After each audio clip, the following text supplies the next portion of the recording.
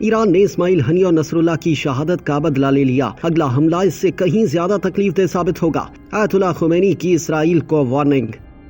ایران کے supreme leader آیت اللہ Khomeini نے اسرائیل کو خبردار کیا ہے کہ ایران کی جانب سے اگلا حملہ اس سے کہیں زیادہ تکلیف دہ ثابت ہوگا۔ اسرائیل پر حملے کے بعد سپریم لیڈر آیت اللہ خمینی نے سماجی رابطے کی ویب سائٹ ایکس پر اپنے بیان میں اسرائیل کو وارننگ دی۔ آیت اللہ خمینی نے اپنے بیان میں کہا کہ اللہ کی مدد سے مزاحمت محاذ جو ضرب صہیونی ریاست کو لگائے گا وہ اس سے کہیں زیادہ شدید اور تکلیف دہ ہوگی۔ آیت اللہ خمینی نے سوشل میڈیا پر یہ پوسٹ عبرانی زبان میں کی ہے اور یہ پوسٹ ایران کی جانب سے اسرائیل پر بیلسٹک میزائل برسانے کے چند ہی لمحے بعد کی گئی۔ اس سے قبل سپریم لیڈر کے ایکس کے آفیشیل اکاؤنٹ سے آرٹیفیشل انٹیلیجنس کی مدد سے بنی میزائلوں کی تصویر پوسٹ کی گئی اور اس پر نصر من اللہ و فتح قریب درج ہے۔ آیت اللہ خمینی کی یہ ٹویٹ چند منٹ میں وائرل ہو گئی۔ واضح ہے کہ ایران نے اسرائیل پر 400 سے زائد بیلسٹک میزائل داغے جو اصفہان، تبریز، خرم آباد، کرج اور عرق سے فائر کیے گئے، جس کے بعد مقبوضہ بیت المقدس سمیت اسرائیل بھر میں سائرن بجنے لگے۔ میزائل حملوں کے بعد اسرائیلیوں نے بنکرز میں پناہ لی۔ ایرانی پاسداران انقلاب گارڈ نے کہا کہ اسرائیل پر حملہ